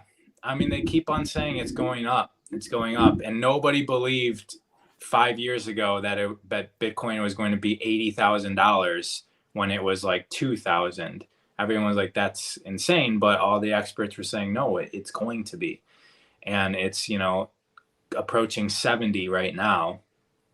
So, yeah. I invested in a bunch of different. I may have misenunciated. I don't know if I did buy the one that's called. There's one that's called Bitcoin, right? Specifically, yeah. Right. And then I don't know what all the other ones are called. But I have this. I'll show you my wallet. I don't know if you can see it, but there's my wallet. Mm-hmm. And so those are all the different ones I own. But I don't even know what any of those numbers mean. Yeah. I have no idea what those numbers mean. I mean, for all the people that are, yeah, I mean, Bitcoin and all the whole market is up pretty high right now. It might dive back down, and then it's probably going to go up. But the whole thing is this is like to give point to your example of college isn't necessarily teaching anybody anything new, because 4 years down the road from now, if we're living in a different world, that whole cryptocurrency blockchain thing is what the entire future is going to rest on. Like the entire future of the internet will be on the blockchain. It's not just going to be like, random computers. It's a ledger. It keeps track of, it documents basically, and it's impenetrable. It can't be manipulated after the fact. So musicians, artists, and all different types of professions who need to keep track of something, like if you produce this podcast and you wanted to sell it, or you wanted to know how many people listen to it, and you wanted that all to be trackable, That's possible with the blockchain, so that when you go to another company to sell the idea of sponsorship, it's all like clearly, it's clearly able to be seen. It basically allows everybody to have sight and vision on different aspects of our society, and our entire society will be impacted by the blockchain. All I heard Rod just say is we're about to get a fat sponsor. Is that what you heard, Sousa? Yeah, I think that's what it was. Holy shit, that's awesome. The one thing that I'm most curious about is like with and as far as like cryptocurrency and the blockchain is considered, is like how long before that actually just becomes outlawed by the governments because they see it as such a threat, right? Because of like the currency is now open sourced and I could see where every transaction is happening and it has a history of that transaction. It's going to limit the amount of corruption that could come through there. Of course, everything will find its way, right? But at the beginning, it's going to really limit that. So I wonder how long it'll be before some country or a government decides, hey, it's getting too much influence, too much power in the markets. Let's shut it down or regulate it. Yeah, and Didn't China already do that? Didn't China shut it down? China shut down the internet 1.0. Like Seriously. They have restricted the internet as we know it right now. I think that maybe the next generation, right? Like we progress generation by generation because, the old people right now are still trying to keep their systems in place. But as they all start to die, I think the kids are going to find out a way to start generating a new society utilizing what we're talking about. And there's not going to be, I mean, the elites are going to have their hand in everything, and they already have. They've influenced the blockchain cryptocurrency markets already, and you've seen the impact there. So I think the only way that they're going to be able to really have control of the whole thing is for them to get involved in it. I can't wait to be one of the elites. It's going to be so fun. But Fitness Lonnie, like for instance, he's in the jungle somewhere. Yep. He essentially isn't affected by the elites. I'm just, imagining somebody sitting in a tree. Right. We can become an elite of our own reality by just not participating in the system. And then we have control. And then we also can learn how to participate in the system in the same mode. If you don't have kids and you didn't hear if you don't have kids, you need to hear what he just said and immediately do that. You owe it to yourself and you owe it to the world. Stop participating. If you are not obligated, if you don't have responsibility outside of yourself, quit being a pussy and fucking make the leap out of society. It's so much more fun. It's so much more fun. I would not be who I am today if I wouldn't have known this before I had kids. Leap out. Start taking crazy care of yourself, man. It's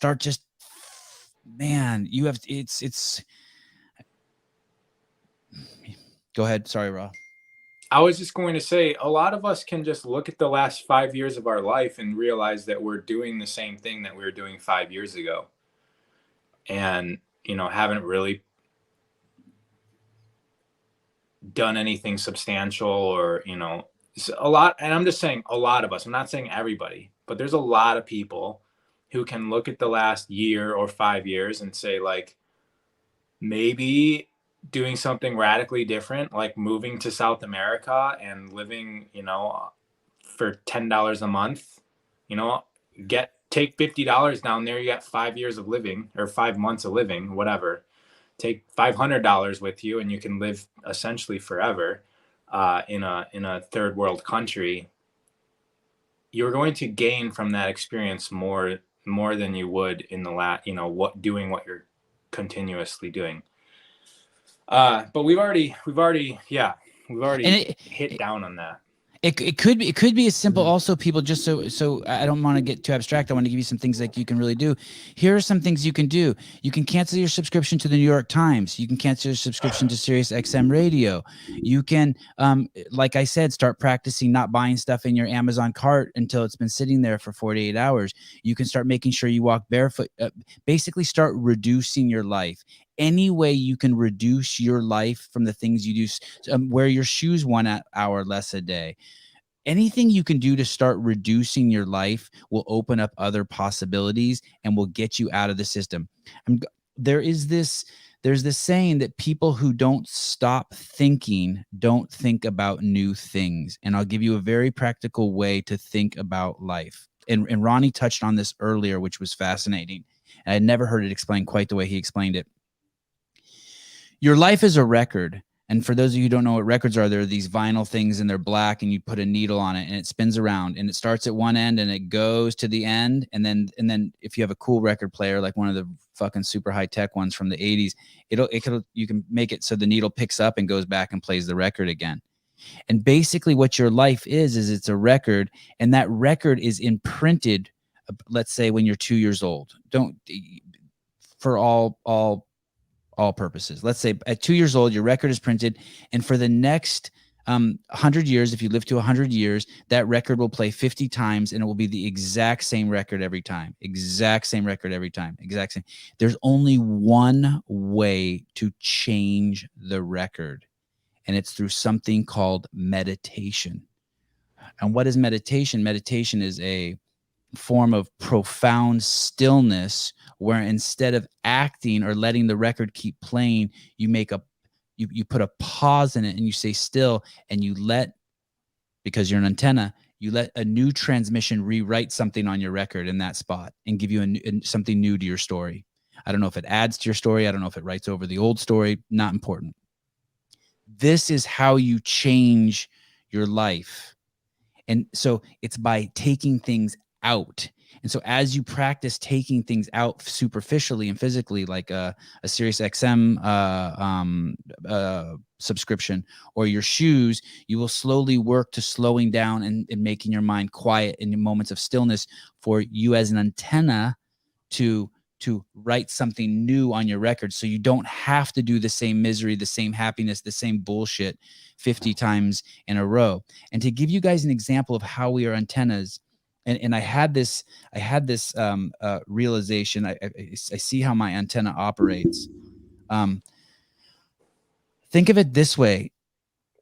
There's a radio playing, a little transistor radio, and you hear an orchestra coming out of it. You're not fucking a moron. You don't open up the transistor radio and look for all the little tiny people in there playing violins and pianos and oboes. You know it's coming from somewhere. That's who you are. That's what you are. Yeah. You're just a fucking transistor radio, but you're kind of cool. You got arms and legs and shit. And you can do all sorts of cool shit besides just sing and play music. I have something to add to that. If we look, like, when it comes to gods, we've got monotheism, where there's the belief of one God, and then we got polytheism, where there's a belief of many gods. And essentially, when you look at the polytheistic gods, you got like the god of the sea, the god of it's basically like there's a lot of gods of nature and emotion. And there's not like the god of Amazon, not Amazon, the actual Amazon, but there's not like the god of what we are experiencing in life. And so as we let go of this life, we can start getting into the aspects of nature. And it's essentially the elements, right? Like the light, the earth, the water, the air. And when you can start to pay attention and learn from nature and really observe yourself in nature outside of a home, you can eventually transition back into society and utilize all of those lessons and all of those observances within regular life. But it does take kind of like shedding. There's this shedding that happens so that we can go back to what a lot of the ancient cultures were observing and labeling as godlike forces. The monotheism is really not an external god. It got all switched because the king needed to rule people. So they're basically like made all the power outside of the self. A monotheistic religion started off with like all of these powers of nature that the polytheistic cultures labeled are really all inside of you. And when you realize that anything powerful that you observe outside is really just happening within yourself, then it allows you to operate within society, not being so swayed by other people's programs and other people's agendas, and just be able to be a more powerful aspect of reality. And that word power, basically the difference between power and force, right? Like a lot of us might feel like we're forcing our way through the world, which means that like we were struggling to pay the bills and we are forcing ourselves to go to work. We have to wake up and struggle, and there's this force. But if we increase our power, then less force is needed, right? And so if we can increase our power on the field, because this isn't really like, this is all just an energetic field, right? The entire world, everything around us, it's not really solid particles. It's a field that we experience as solid matter, but we have impact on it. Some of us can have a thought, and tomorrow that thought manifests into life, right? Or maybe it takes 5 years, or maybe it's instantaneously. And the way that we increase that ability is by increasing our power. The way that we increase our power is we really need to understand how the powers of the universe work and internalize it. And then, as Sevan is saying, the way that we internalize it and the way we observe it is to shed all of the distractions that we've accumulated so far in life. Can you give me an example? I don't think a lot of people hear people use the word manifest a lot. Can you tell me about? I remember the last time I was on here, you sent me a picture of a text that said, I thought everything Ronnie was saying was bullshit until I was driving to go buy a boat. And on the way, I thought to myself, it would be really nice if the boat was just given to me for free. And when he showed up, the lady just gave him the boat for free. I vaguely remember that. That's right. Who was that? Was that someone I know, or did someone send me that in the DMs? I remember somebody sent you it in the DM, that basically he considered what I was saying, and he was like, maybe I don't need to buy this boat for $3,500. And he showed up, and the lady was like, look, my husband just died, and I really just want to get rid of this, and you can just have it. And so manifesting goes back to magic, right? We can really create this reality, and understanding that and believing that is step number one. So we could just start with something easy. Well, first we need to think about the things that we have manifested before. Listen to this, people. This is going to be good. Listen to this. When something comes up in your life that you manifested, you have to really understand that you have control of it. And there's two ways that this happens where you can very easily see it. Number one is like little stuff. Like, let's say you're driving into a parking lot and you're like, front row parking, right? Front row parking is what I'm getting today. I would say a lot of people have had that experience, and then we're able to get that front row parking, right? Where you're like, I'm going to drive to. I always get front row parking. Right. That's one of my greatest tricks. I always park in the front, motherfucker. It's me. I'm here. Right. And what does that take? It takes your belief. It takes your faith, because otherwise you would have searched through the back first. Yes. Right. Because usually the front row requires you to believe that you're going to get that front row. You have to drive all the way to the front, and then voila, it's there. So, and I'm always happy to give it up too. Like I'm always happy. It's weird. It's both sides. I'm always like, when I leave and someone else gets it, I'm so happy for them. I'm fucking so happy for the other person. Like, yeah, you get front row too. Good to see you, brother. The other way to recognize it is when negative stuff happens in our life. So the things that stick out are like, oh, that sucks, right? Instead of saying, oh, that sucks, like that's almost like the program. Like, I wish that wouldn't have happened to me. No, recognize how you created that. Go back in your mind and look at the program, and you'll realize that the shitty things that happen to you in life, it's so easy to see how you created it. So I don't lose my wallet either, by the way. Like, if my wallet's gone, I'm finding it. Oh, look, I haven't seen my wallet in 3 weeks. Shit, I don't know where it's at. Oh, did you see the Delta Airlines sent it back to you? Of course they did. Of course they fucking did. And then I leave the Delta Airlines sticker on it on my wallet for the rest of its life, because to remind me Like my wallet's always coming back to me. Sorry. But I've always had a belief in that too. My wallet's always with me. You are not losing. When you can get that out of your mind, right? That negative things aren't happening to you, that you're creating them.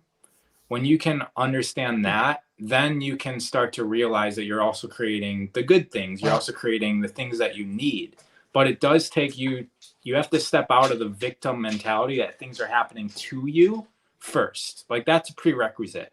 So if you're still someone that says the phrase, that sucks, like that needs to be eliminated from your vocabulary if you want to manifest. You cannot manifest, you cannot create anything if you still are using language that is of the realities happening to you. All right. And then you can start to step into that realities happening for you, even the bad stuff. But you do have to accept the president. You do have to accept the vaccines. You have to accept everything that's happening in life happening for you. And then you can start to utilize that to trust, like the parking spot, that, you know, the things that you need are going to be there because you have this connection with reality. But the more that you say that sucks, or that shouldn't be, or that person's wrong, that's distancing you away from your ability to be in harmony with the field. And so we have to just increase our acceptance of the field and you as the field. And then anything that you need, desire, usually will show up to you more perfect than your little mind could even imagine. I don't want to get distracted by this comment, but I'm just going to read it. You need to be more specific with this discussion. The self does not create every bad thing that occurs. That's ludicrous. Hold that thought for a second. For those of you going back to the manifestation thing, it's so awesome. It's so simple. I'll tell you a quick game that my wife and I used to play. But basically, all you need to do, you don't need to do anything to manifest stuff except become aware. And I think Ronnie touched on this, that it happens. Once you're convinced that it happens, everything else will just fall into place. You'll stop fucking around. It's just like if you were sitting in your bedroom and I threw a cobra in there and locked the door, like all of a sudden all of your attention would be on the cobra. You wouldn't need any more fucking explanation. You wouldn't need me to tell you it's dangerous. You wouldn't need me to tell you anything. There's nothing I could tell you. You would only watch the cobra. So what do you need to do to see the cobra, the power of manifestation? You have to start playing games. And so I'll tell you a game I used to play with my wife, and it's called the manifestation game. So you wake up in the morning and she would say, okay, a raw of earth. And then I would say, okay. And then the first one of us who saw the raw of earth or got some manifestation of or something would call and you win the game. So then I would be driving down the freeway and you can't cheat. I would be driving down the freeway and then I would see on a sign, I would see, on one side it says raw. And then I'd look across the freeway and it would say earth. And I would be like, dude, and I would snap a photo and be like, I win. I see raw and then earth. Or she would say, then I would say, okay, rooster. And then, we lived in the city in Berkeley. And then all of a sudden I roll up to my mom's house and I see for the first time, I guess it's always been there, my mom has this steel rooster in her front yard. I'm like, Mom, how long has this rooster been here? She's like, fucking, 10 years. And you can just play the manifestation game and just find one other person to play it with. And what it does is it will start to expand your awareness and your perception. And eventually things will really start clicking to you. It's super duper simple, but you have to proactively get this involved. And then from there, fuck all the books and how to manifest and all that shit. Everything else will slowly just fall into place because you'll see I want to say the potency of it, but it's as intense as being locked in a room with a cobra. You're not going to take your eyes off that game once you see it. It is the game. It's everything. And I think you need that space. Going back to what you guys were saying before, when you start to consume less and you start to want to use less, what you're actually creating is the space to allow that to come in. Because if you're always so caught up in your materialistic things or getting here, getting that, and you live in a place of victimhood, you're living in a place of fear, you're living in a place of anxiety, how in the world are you going to have the mental space to open up to allow those sort of things to start to come into your life for you to actually start to manifest them, for you to start to create that reality? Right. And I think that's what a lot of the systemic pressure that we feel from our cohort of government, media, and then as well as large major corporation, it keeps you within that framework of busy. It keeps you within that framework of consumption, anxiety, fear, the next bill you have to pay. And so there's really no space for you to have that the freedom between the stimulus and then your response. And there was going back to that comment with Josh King here when he said, you need to be more specific with the show. You, the self, does not create every bad thing that occurs. That's ludicrous. No, Josh, what we're actually talking about is you to have the mental space to where when something you perceive as negative comes in, you have the freedom to choose your response and then therefore your action based off the stimulus that's coming in. Ra, you said it best, and I wrote it in a note here. It's not a good thing. It's not a bad thing. It's what you do with the thing. Right. I mean, the good and bad is just perspective. For everything that you think is bad, there's another person that thinks it's good. Yep. And not a single one of us on this entire planet and entire history has ever thought that anything that we have done is bad or wrong. There's not a single one of us.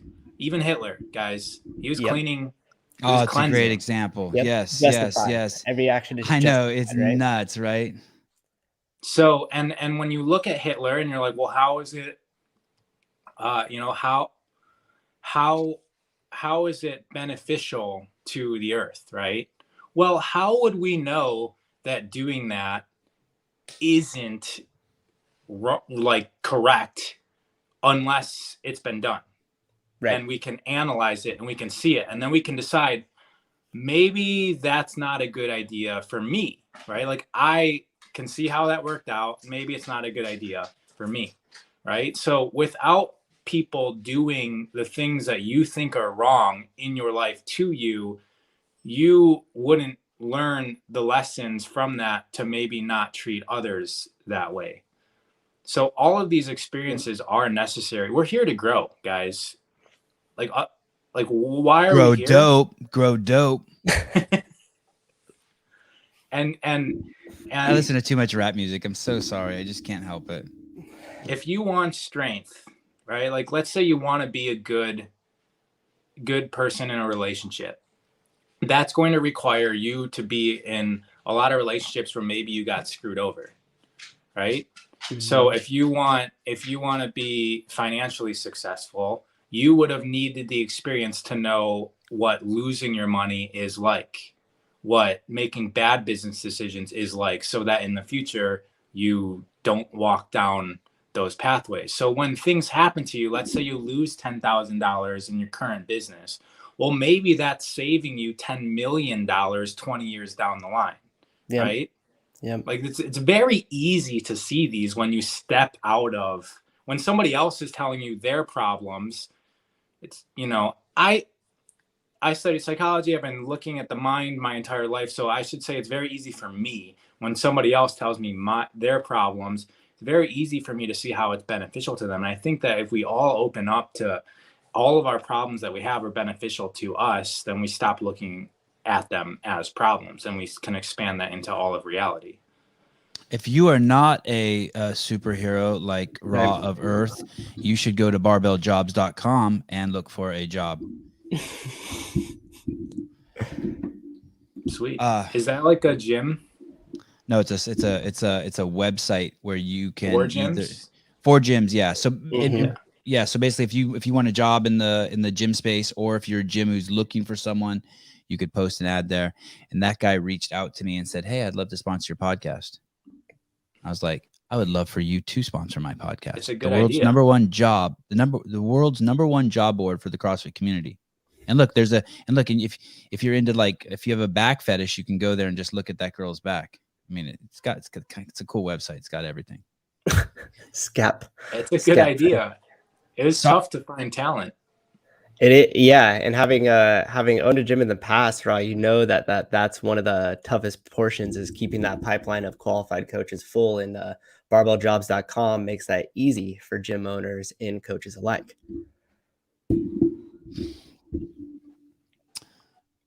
Why, Raw, why are you getting married? Why did you get engaged? That so doesn't fit your hair and your eyes and your mustache and your this image, this box that I keep you in.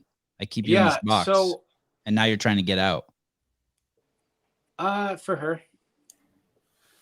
Well, that was easy. I mean, it's something that she feels is important, and I feel that she's important enough for me to step outside my perspective. Right. I obviously don't believe in a piece of paper. I don't believe in the government saying that something is right or wrong. Like, none of that means a single thing to me. But I also do understand that, you know, maybe a lot of little girls grow up and they dream of this thing that they call a wedding. And I want her to have that experience. And it's not that I want her to have that experience and I'm just doing it for her. That's kind of what the statement sounds like, me just saying, like, I'm doing it for her. I'm doing it with her. It is for me. I want her to have that experience. I want her to feel that. And I'm committed. There's, like, the piece of paper is not necessary for me. And I'm willing to do the piece of paper. I'm willing to do the whole thing. And I want to because she wants it. And I recognize that. So, you know, this whole thing of life and the whole thing with relationships, you know, like Sevan's talking about going, you know, without the finer things in life, getting into a relationship is a great practice of self, because all of your programming gets reflected back to you when you're going through life in a team. And this is a great practice. For me, it's a great practice for everyone, but it's something that I'm constantly, you know, in the middle of a conversation or discussion. She's her own person, has her own perspectives, and I have my own perspectives. And it's really an opportunity for me to question myself in many different scenarios and really challenge my programming because of the relationship. So, yeah. It's and if that's not challenging enough for you, ask your parents to move in with you. You want to get a bunch of fucked up mirrors all going at the same time. Yeah, the mirror thing. So, I mean, there's a lot of people that are very experienced at that, more experienced than me. You guys all know. God, there is like sort of that famous saying. I don't remember who said it or exact. I'm not going to word it right, but this minute you think you're enlightened, go hang out with your parents. Right. Something like that. It's like, you're just like, wait, what? Raw, this is awesome. Better than I thought. My wife's last night I asked my wife said, so you have Raw on tomorrow? I said, yeah. She's like, oh, that's going to be fun. I go, I'm nervous. She goes, why? I go, I don't know. I just feel like we could run out of stuff to talk about. And it just shows just like how stupid that is. I have 2 pages of notes here and I didn't have to reference them. I think the only thing I brought up that's on my notes is about getting engaged. It's a legit question. It's fair. Yeah, because I thought getting married was just part of a tool of the man. I just thought it was completely absurd. I thought having kids was absurd. And then the only two things I really have to say about it is, one time I was on an airplane and there was crazy turbulence, and I heard this almost like loudest voice I've ever heard in my head, and it said, "You idiot! You should have gotten married before you died." And I was like, "What the fuck? Who is that?" And then I told my wife that, but that's not why we got married. Then eventually, a couple of years later, I came home and told my wife that, and I never heard that ever again. But it was just bizarre. And then a few years after that, after we had Avi, I started just thinking, hey, if one of us died, it would be so much easier if we were married. Just legally, all this shit would just land in one place or the other. So we got married. And then when we got married, something changed. To this day, I still don't know what it is, but it's for the better. Like I'm enjoying calling her my wife. Yeah. Like not like I enjoyed that. Not like I enjoyed that Snicker bar a few days ago. That small, guys, small. Just it was probably the only one I've had in a couple of years. But I'm enjoying it. It's very subtle. Yeah, the kid thing is another thing. I'm definitely enjoying the connection as well. I mean, going through life as a team is different, and it can be better, right, than just going it solo. And knowing that you're on a team and the commitment is there is something special. And the kid thing, you know, I'm looking forward to kids because it's in a way to integrate. It's just a deeper level of integration. You get to integrate your experiences. You're gonna do that? You're gonna have a kid? Yeah. Are you having unprotected sex? Kids. Yeah. Yeah. You are. So but we're not necessarily trying right now, but it's coming up. You said well, if you're having unprotected sex, it's definitely coming up. That's not true. It's not? You can pull out. Oh, I guess pulling out is a protection. So then I am. Well, no, I don't think pulling out's a protection, but I hear you. I hear you. I hear you. Dude, here's what you want to know what I think about pulling out? This is what I think pulling out's a bad idea. Because I still think, I think some bitch ass sperm are like the cheaters are already at the head, the motherfucking cheaters. And so if you pull out, some of those cheaters get to the egg, and then you get some fucked up weak ass kids. So either wear a condom or bust nut. I'm just making that up. I don't know what the fuck I'm talking about. I just want to be funny. But I like that scenario because they didn't have to fight the millions of other sperm. Yeah, fuck those guys. What are they called? Like the pre. I'm gonna ask Kate about it on Sunday show. The pre. She's all things sex to me. Like any questions I have. But what's that called? The pre-cum, pre-seminal fluid, pre. Hey, those are just strategic sperms. That's all. Fuck those guys. They don't get the egg. I want the guy in the back who's holding the Heisman, fucking running up through the middle. You know what this lady Kate told me? I know we have to go, but I think it was Kate and someone told me, or was it Lindsay from BirthFit? I didn't know this, but she told me, I'm gonna fuck this up. I'm gonna mess this all up. Something about that there's cells in the women's body. I was always taught that the women's the whole journey that the sperm take up to the egg, it was a hostile environment. But the way she was explaining it is that there was like stuff inside the woman that's like kind of like escorting, that they get an escort to the egg. And that basically there's an interview process too, that basically there's something in there's something part of the woman's body that's like choosing which sperm to let through. Right. Nah, you're a bitch ass. You swim funny. Hey, I don't like that. You know, your tail's all jacked up, and then it's just letting in the good ones. Right. It makes sense. It does.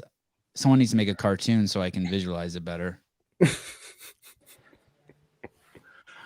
Are we wrapping up? Is that what I was hearing from you? We are. Josh, just manifest those kids. Yeah. Pull out is not protection. Pulling out does not work. I guess those are two parents in the comment section. I asked Yandy's mom. That's how Yandy got here. The hard way. So most of us got here from being one of the ones that jumped the gun. Right. We're all that bitch ass sperm. My mom, I asked my mom before I had kids, I said, why did you have me? And she said, your father and I wanted to have a love child.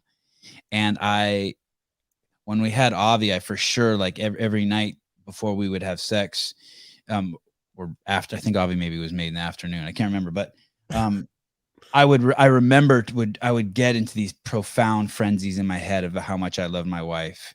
And I wouldn't let it just be, I tried to making Avi more than having sex, those interactions with my wife, like, and same with my twins. During that whole process, I was like,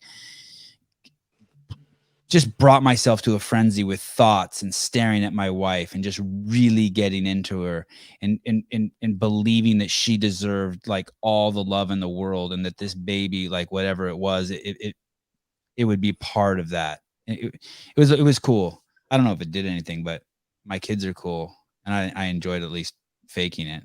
So, yeah, sex magic is also a thing we can start, but that would open up a whole nother door of conversation. Well, I'll bug you again if you're open to it. Yeah, it's always fun. Cool. And I'm freezing right now, which I guess is kind of a good way to do a podcast. It keeps me kind of like alert. Yes. Oh, wait. Sousa, thanks for coming on. Yeah, thanks for having me, Rod. That was awesome. Great conversation. There's so many nuggets inside that I really hope people open their minds when they listen to this and are just open to the information, not judging the information, but just open to receiving it. Yeah, thanks, Matt. Super, super awesome for me to be here. I was really excited to be here, so thanks for the invite, guys. Yeah, thank you so much. Jim, you get the last word, you asshole. You mean your wife enjoyed faking it.